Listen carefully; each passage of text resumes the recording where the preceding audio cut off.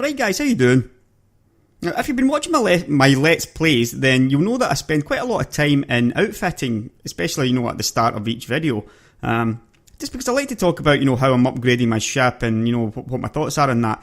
But I've had a request and it made me realise that, I never really went fully into the outfitting process. So I'm going to try and do that now in this video here. So this video is just simply going to be outfitting.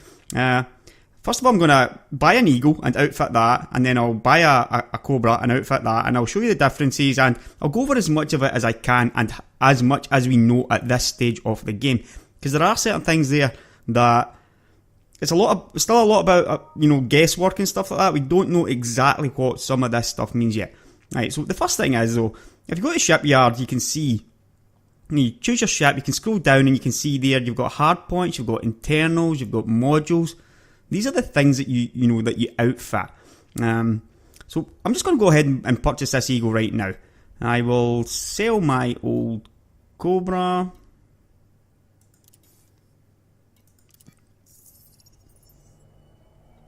Because I just want to see them, what they're set up like, at the start when you buy them. Right, so Starport Services, we're going to go into outfitting. Right, we'll start with the hardpoints then.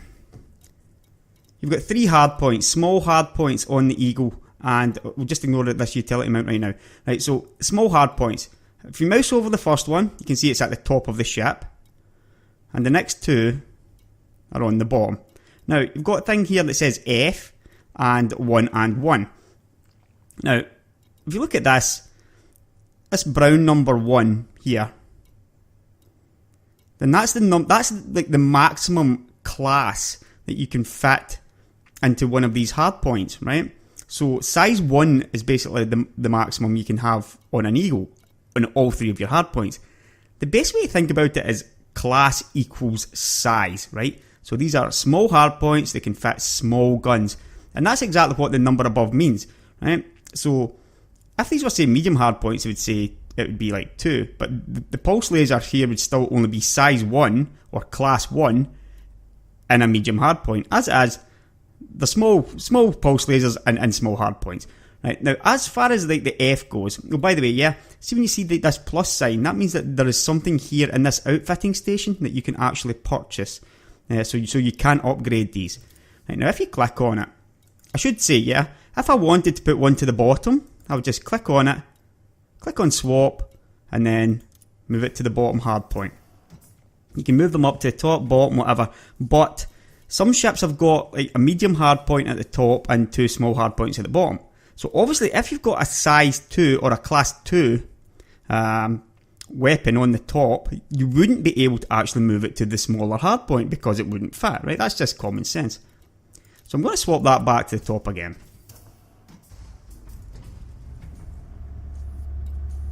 Right, so have a look at the buy and equip. There's a bunch of stuff here. Right, so a burst laser. Some people like burst lasers as well. You've got rating here of F. Now, rating is basically how good it is, but it's not quite that simple, right? As you can see here, everything's class 1. The reason that they're all class 1 again, this ship can only take class 1 weapons, right? So only class 1 or size 1 weapons here.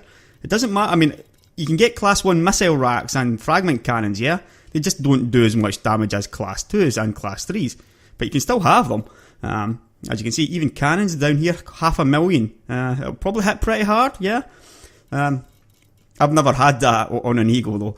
I prefer something a little bit more modest, like my starter pulse lasers and maybe a multi-cannon. But I'm not going to go into that right now. On the right hand side, you can see stuff. You've got the mass, you've got the integrity. The mass is just, the mass. The more mass you add to your ship, then the harder it gets to turn. You notice stuff like jump range starts falling down. I'll just show you that right now, right? So this pulse laser I've already got fitted here has got 2 tons of mass, right?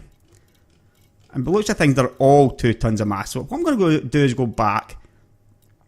I'll move this one to the bottom. So I've got my 2 pulse lasers on my bottom hardpoints, and the top one will be empty. What I would normally buy would be a multi-cannon, right? You can see it's got a rating of G, so that's even worse than the rating F pulse lasers. But the thing about the multi-cannon is, This one here, it's got a gimbaled mount, which means it automatically targets, right? It also does kinetic damage, which is more damage against hulls compared to the thermic damage off the lasers, which does more damage to shields, right? Right. Armor penetration of A, not really sure exactly what that does, but it should be pretty obvious, yeah. It penetrates armor better and probably does more damage to internal compartments. Like if you target a power plant, stuff like that, then these are better for doing that sort of stuff. You've got all this stuff, rate of fire. I'm not going to go into that. Obviously, a lot of these cannons and stuff have got ammo and maximum ammo size. Lights of damage per second. A lot of this, people are wondering what it still means, right? So what I was going to do though, I'm going to click on it. I'm going to buy. Now if you watch, I don't even need to buy it actually. I just need to mouse over it, I think. Yeah, if I mouse over, you can see like my power use over here. You get a sort of running total at what my power use would be if I had to, fit this weapon. As you can see, some of them take me over what I've got available right now at 6.4. So in order to actually make proper use of some of these weapons, I would need to upgrade my power plant. I'll get to that in a second though. Going to do what I said I was going to do and buy that multi-cannon. Right. Now, as soon as I click on that, buy. Did I get the right one? Need to check. Well, this is a fixed one, yeah. I normally buy the gimbaled one for 14,000, yeah. So, click on that. Confirm. Right. The jump ranges and stuff like that has went down as well because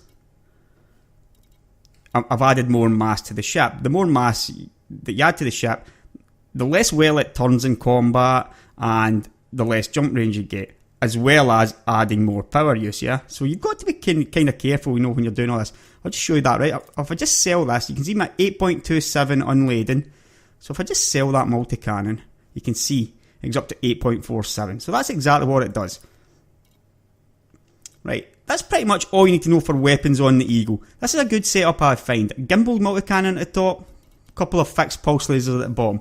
You've got to aim the fixed lasers, but I don't think it's that hard in all honesty. Especially not when you're flying an Eagle. They've got very tight firing arcs.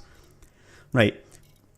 Next up is the utility mount. Now, as far as I know, all of these are basically the same. They've got, it says 0, yeah? So everything here, you can fit all of this. It's just a case of, do you have enough money? You see me using the heatsink launcher, you've seen me using the chaff launcher, you've seen me using the cargo scanner, and the frame shift wake scanner, basically, and the kill warrant scanner, yeah, so I think I've used everything that's been available here. I haven't used the ECM, it's of dubious value in all honesty, the ECM right now, because not a lot of people are using missiles and torpedoes. And if they were, you maybe find that you can use something better anyway. There's also... what was it? There's something missing from here, but I can't remember what it was. Point defense? Yeah, point defense is missing from here right now. That's another, anti-missile ability, I think. I think that might not even be a utility mount, so I'll check that one out. Right, basically speaking, the only thing here is some ships have got more utility mounts than others, right? The Eagle's only got one. This is the least you can have in out of any ships. You basically, for this, like I said, rating... Let's see, what have we got? A cargo scanner, rating E0, and here's one at D. There doesn't appear to be any real difference between them apart from... Well, let's fit this cargo scanner. Right. As you can see, I've lost a little bit of jump range again. Yeah? So you might even decide that you don't want this, depending on exactly what you're doing. If you really need to lose the jump range. Obviously it's adding power as well, adding power usage. So let's see, we'll change this one to this cargo scanner here. That's much more expensive cargo scanner. Now if you look at the right hand side, you see this B rated one when it goes blue here and the arrow up, that's generally good. Yeah, it means that you're improving over the one you already have. And the A integrity is also an improvement over the one I have. However, the power draw has gone red, which means it's using more power than the one I currently have. And the scanner range goes up to 4 instead of, I'm guessing it's going to be 3, the one that I've currently got. You can actually click on it though and then just compare. And you see them side by side. There you see, right, stuff like this, integrity A and integrity A. Even though they're both integrity A, the claim here is that this one is better. So I guess this is just something that they need to fix properly in the game. Exactly what this means. As you can see here, this one uses an awful lot more power in reality, but it does have double the scanner range. This is pretty dubious worth again, I reckon. If you've got plenty of power draw, then you go ahead and buy it, and plenty of money. Otherwise, you probably wouldn't bother. Certainly not in a ship like the Eagle. Right, so I'm just going to go back and I'm going to sell that. Now here's the thing, right? As long as you're in outfitting, you buy and sell stuff, you get your 100% of your money back, right? It's only if you go to sell your ship or trade your ship in without getting rid of all this, you only get 90% of the value of every module. So it always makes sense to come into outfitting, sell everything you can, and then go and trade in your ship.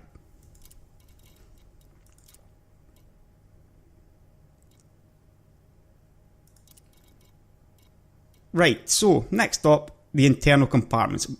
There are 1, 2, 3, 4, 5, 6, 7, 8. These 8 internal compartments here are the same in every single ship. Your bulkhead, your reactor bay, thruster mounting, frame shift drive housing, environmental control, power coupling, sensor suite, and fuel store. Every ship has these, right? What they don't have is the exact same ones, right? So it's the same as it was regarding the hard points. Number at the bottom is the maximum that the compartment, or so the internal can go up to. So take this thruster for example. Class 3, or again size 3, is the maximum that the fit can take. Currently that is an E3, yeah? So obviously when you think about your starter ship, it's not going to be great. So let's have a look at, we'll start with the thrusters. If you go to buy and equip, right, now, here's the thing. There are Class 2s available now, because even though you can fit a Class 3 thruster into the Eagle, you can also drop down in some cases, yeah? But in some cases you can't, right? Here's an E2 thruster, and it says here the module will exceed the maximum mass. That means that these thrusters have got a maximum mass that they will work with. You can do other things, to drop the mass, and then this may become available. That's why you can still, that's why it's still there, even though you can't choose it. As you see here, there's a C2 thruster that would be able to be used, right? Actually, if you just look here, right, at the right hand side, if you mouse over the top, these E2 thrusters, you can get the optimal mass and the maximum mass. So that's why I can't use these, because the maximum mass of my ship currently is too high for these thrusters to be basically any use, right? But these C2 ones have got a maximum mass of 90. Now you can see my current mass here is 83.3. So even though, they're both class 2s, these ones are usable, but these ones aren't. Normally though, you would probably be wanting to go with a class 3 thruster. The bigger the difference between the maximum and optimal and your current is the difference between how fast you turn and stuff like that. So you want basically to have as low mass as possible and the best thrusters regarding this that you can. There is another thing that you need to be careful with though, because the mass, some of them add a lot more mass. Like these D3s only add 2 tons of mass, but the C3s are 5 tons and the A3s are 5 tons as well. So it's not always a case of the better rating being the better choice. It really does depend on on other factors. There's a lot of people flying around in Eagles and Cobras who are not using the A-rated stuff. They'll be using either Bs or C-rated stuff, simply because, or maybe in the D-rated stuff, simply because the mass, the savings on mass is basically overwriting a lot of this stuff, like the maximum mass and the optimal mass. That's a little bit more advanced though. That's, something you can read up at a later time. We'll just go back right now. Right, so like I said, all these top 8, stuff like your alloys, your bulkheads, these are generally just adding mass, and it is actually quite a lot, but they give you protection against all different types of attack, right? Right, all types of attack improved by these reinforced. The military grade ones are against all types of attack, right? These bottom 2s, right?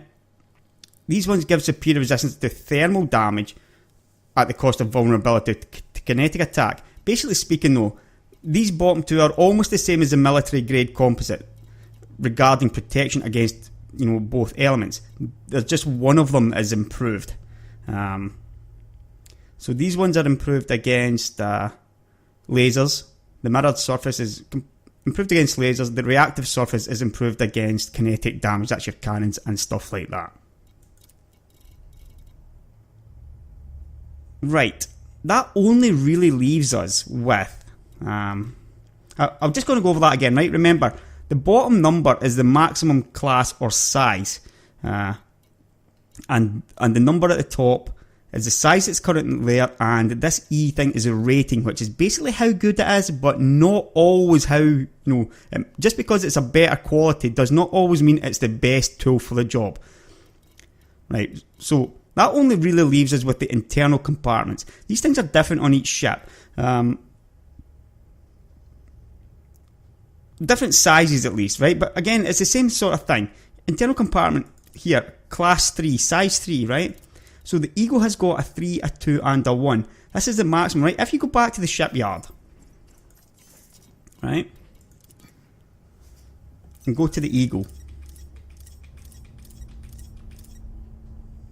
It tells you here, internals, 1 size 1, 1 size 2 and 1 size 3. Right?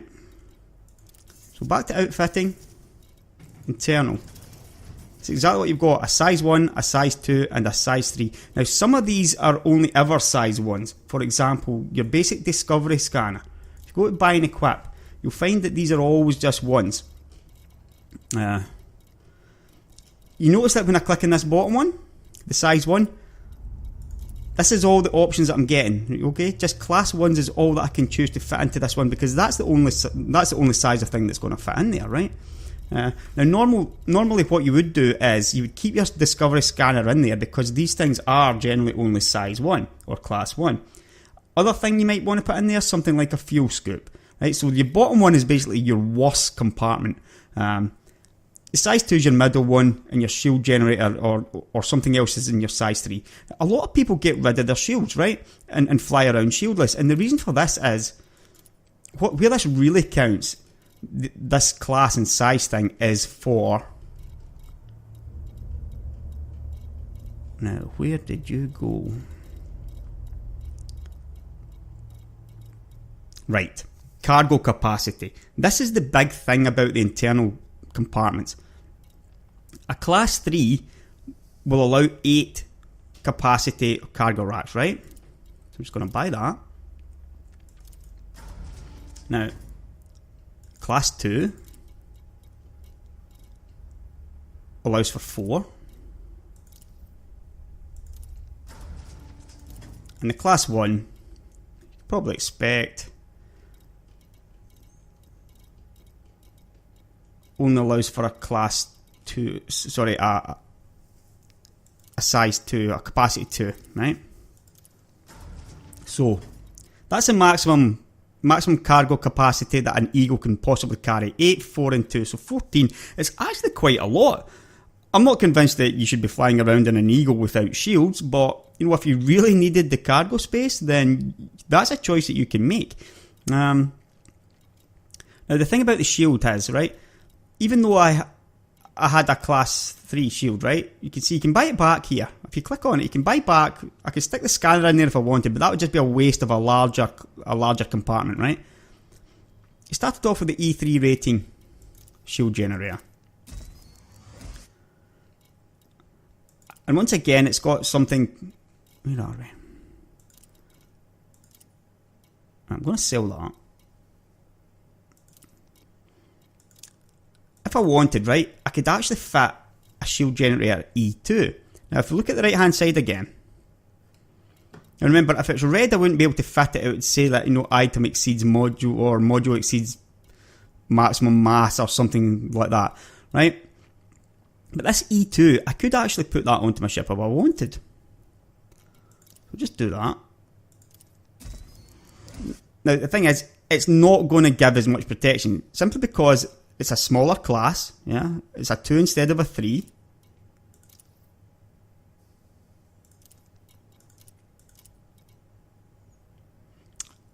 And the optimal hull mass and maximum hull mass, I'm guessing this is going to be the same as it is for thrusters, right? So, in reality, even though it says optimal hull mass, you want the biggest shield generator you can.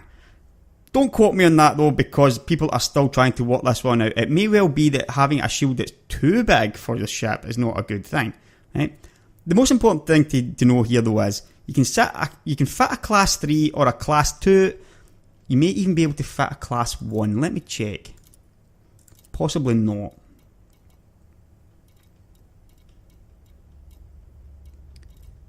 We could do with, making this a bit better instead of scrolling through all this all the time. We could do with tabs maybe. Right, there doesn't appear to be a class 1 shield that I can see. No. No, there doesn't appear to be anything there. Right, you pretty much got that. That should be enough for you to get that anyway, right? I'm going to sell this cargo rack. Last thing I want to show you is, if you watched my video where I took down the Anaconda in the Eagle, you'll know that I was running with different shield cells. Now, shield cells are pretty overpowered, and I'm sure they're going to be getting nerfed hard before too long. But I'll show you this just now anyway. Right. Shield cell bank. Remember I was talking about how good things are, like rating A and stuff like that? Well, here's an A1. Is there an A2? There should be an A2 somewhere.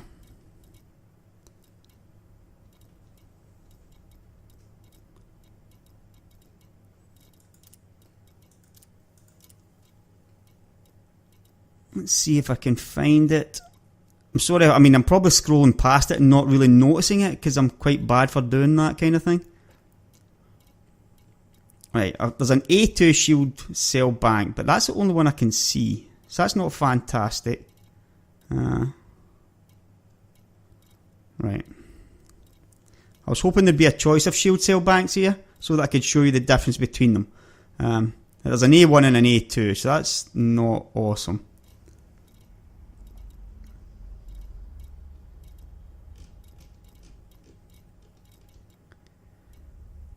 Right, where's this A2? Shield cell bank A2.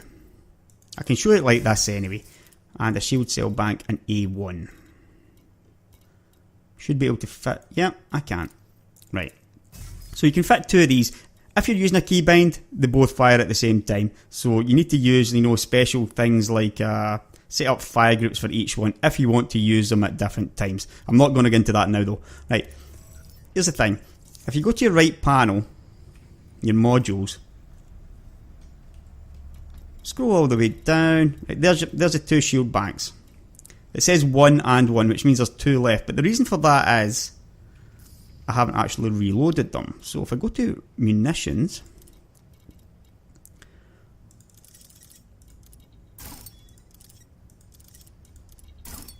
reload those. Right. So you can see that one of them is now got 5. That's 1 is ready and 4 are in reserve on the A2. And on the A1, 1 is ready and 3 are in reserve. So even though they're both rated A, they've got less. One of them's got less. Now, I was actually using a B2, which had 9 shield cell banks. Right? Now, even though the A2 heals for more, I assume the A2 heals for more, in a ship like the Eagle, in fact, I would say on just about any ship that was using these class 2s, the B2, which has 9 shield cell banks, is far, far superior, right? So you would never use this A2 as it currently stands. The difference between 5 shield recharges and 9, no amount of shield recharge is going to make up for that difference between 9 goes at it and 5 goes at it, right? So again, that just shows you that the A stuff is not always the best choice, even though it's supposedly the highest rating or the best quality. Now, is there anything else I haven't covered? I wonder. I was going to go and, maybe fit a fuel scoop just to show you the difference between the sizes of fuel scoops, but you can work it out, right? If I look at the worst fuel scoop here at 309 credits, right, I stick that into the bottom because, I wouldn't waste any of these other compartments. So you stick it in your bottom compartment. This can pick up 8 per second. I can't remember what the unit is, but this does about 8 as at a maximum. Right, so that's the E1, the worst quality one. If I then move to a D1, it probably goes up to something like 12 per second, so you're 50% faster. The important thing here is, stuff like this, you would actually want to make sure you were keeping the mass down, so just check out your masses and your power usage and stuff like that. When you're using these low quality things, you're more interested in how much mass and how much power use they're using rather than anything else. Assuming that, eventually you have the money to upgrade these things, just again, pay attention, make sure that you're not buying an A and then realising, well, wait a minute, this is just using more power, or this is adding more mass to my ship. A thing like a fuel scoop, if you're a PvPer and you're really interested in combat, and it turns out that the A1 fuel scoop, which you're probably not going to use anyway if you're a PvPer, right? But just in case, the A1 fuel scoop may be, using up more power or something like that. I don't even know if these use power, to be honest. But if it does, then you need to be very careful of that, obviously. You'd be better off going with something that you had less mass and used less power, that sort of thing. That's about the only really confusing thing about it, is the fact that the A-rated stuff isn't always the best. And some PvPers will tell you that, avoid a lot of the A stuff. Things like your power distributor, the A1s, A2s are great. These things are fantastic. You can see there, because even the A2 has got less mass than the B2. It's just like a constant improvement all the way with most of these things, I think. Now here's one, like the D2 has only got a mass of 1 ton, but the difference between all the other bonuses, you'd gladly take this extra mass of 1.5 tons because all of this stuff is way ahead of what the D2 is, yeah? You just have to sort of look at it and sort of weigh up the pros and cons. That's about the best I can say about it. Now, I said I was going to look at Cobra, didn't I? Right, so I might as well go ahead and do that now. Better not forget what I said I was going to do though, yeah? Sell everything.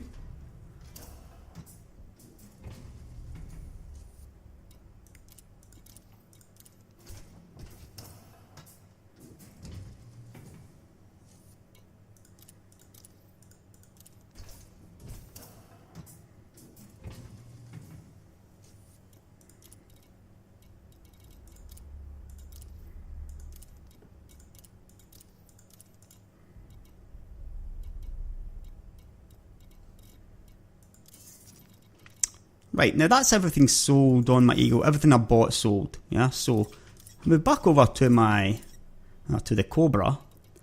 You can see here, internals at 3 size 2 and 3 size 4. It's quite a big difference. These are big upgrades over the Eagle. It's also got medium hard points, and it's got 2 utility mounts instead of 1. Right, so I'm going to purchase this Cobra. I'm just going to part exchange the old ship.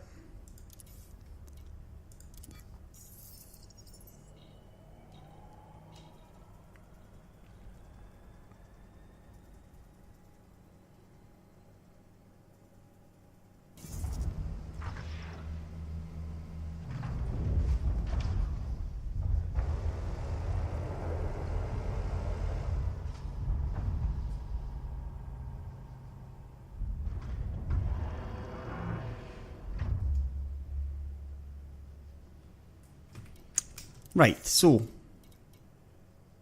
new Cobra, head into outfitting. This is what the basic Cobra starts with. You've got your 2 pulse lasers, which they stick onto the medium hard points, right? So I can see how this would confuse you straight away.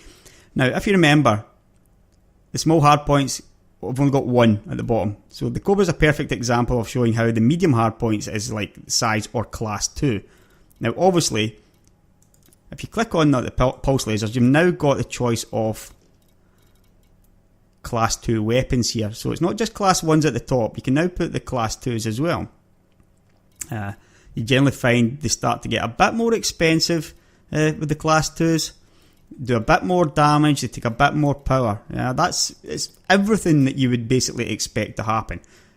Obviously, if you're sticking with the pulse lasers, you want to stick them onto the small hard points, and then you want to buy like the class 2s on the medium hard points. As far as utility mounts goes, it's exactly the same as the Eagle, except you've got one more choice to make. Now, internally, this is what you start with. 2 cargo racks, 2 size 8 cargo racks, a size 2, you've got your shield generator here, and you've got an empty slot and a basic discovery scanner. I've got no idea why there's an empty slot there, but that's what it is, right? Now, here you can see, this is the important thing, right, is your internal compartment 4, 4 and 4, 2, 2 and 2, right? Now, these class 4 internal compartments can take capacity 16 cargo racks, right? So you swap that. If you're setting up as a trader, which is a really good thing to do with the Cobra at the start, right? Because Cobras make great traders. A lot of people think, Cobra, pew pew, we're gonna, go out there and shoot everybody up. The fact of the matter is, you need to spend a lot of money on a Cobra before you do that.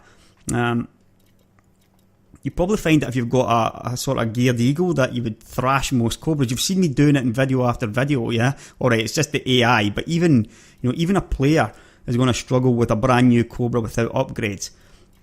Right, now where was I again? We're looking for another 16 capacity cargo rack. Right, now here's the thing.